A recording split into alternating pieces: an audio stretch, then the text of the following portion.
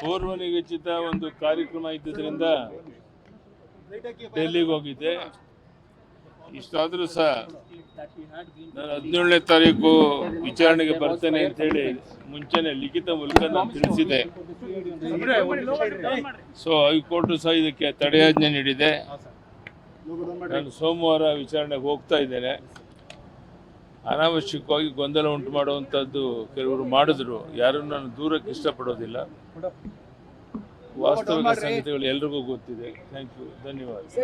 ಬಹಳ ಜನ ಹೇಳ್ತಿರೋದು ಸರ್, ಇದು ಉದ್ದೇಶಪೂರ್ವಕವಾಗಿ ರಾಜಕೀಯ ಷಡ್ಯಂತ್ರವನ್ನ ನಾನೀಗ ಯಾರ ಮೇಲೂ ದೂರಕ್ಕೆ ಹೋಗೋದಿಲ್ಲ. ಕಾಲವೇ ಎಲ್ಲ ತೀರ್ಮಾನ ಮಾಡುತ್ತೆ. ವಾಸ್ತವಿಕ ಸ್ಥಿತಿ ಏನು ಅಂತ ಜನರಿಗೆ ಗೊತ್ತಿದೆ.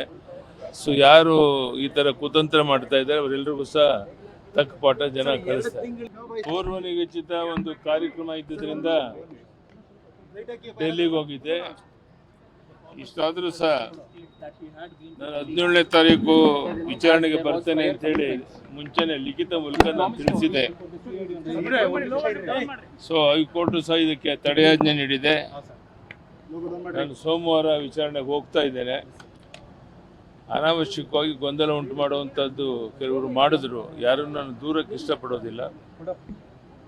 ವಾಸ್ತವಿಕ ಸಂಗತಿಗಳು ಎಲ್ರಿಗೂ ಗೊತ್ತಿದೆ. ಥ್ಯಾಂಕ್ ಯು, ಧನ್ಯವಾದ. ಬಹಳ ಜನ ಹೇಳ್ತಿರೋದು ಸರ್, ಇದು ಉದ್ದೇಶಪೂರ್ವಕವಾಗಿ ರಾಜಕೀಯ ಷಡ್ಯಂತ್ರವನ್ನ ನಾನೀಗ ಯಾರ ಮೇಲೂ ದೂರಕ್ಕೆ ಹೋಗೋದಿಲ್ಲ. ಕಾಲವೇ ಎಲ್ಲ ತೀರ್ಮಾನ ಮಾಡುತ್ತೆ. ವಾಸ್ತವಿಕ ಸ್ಥಿತಿ ಏನು ಅಂತ ಜನರಿಗೆ ಗೊತ್ತಿದೆ.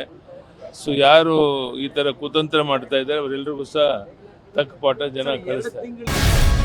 ಗ್ಯಾರಂಟಿ ನ್ಯೂಸ್, ಸುದ್ದಿ ಖಚಿತ, ನ್ಯಾಯ ನಿಶ್ಚಿತ.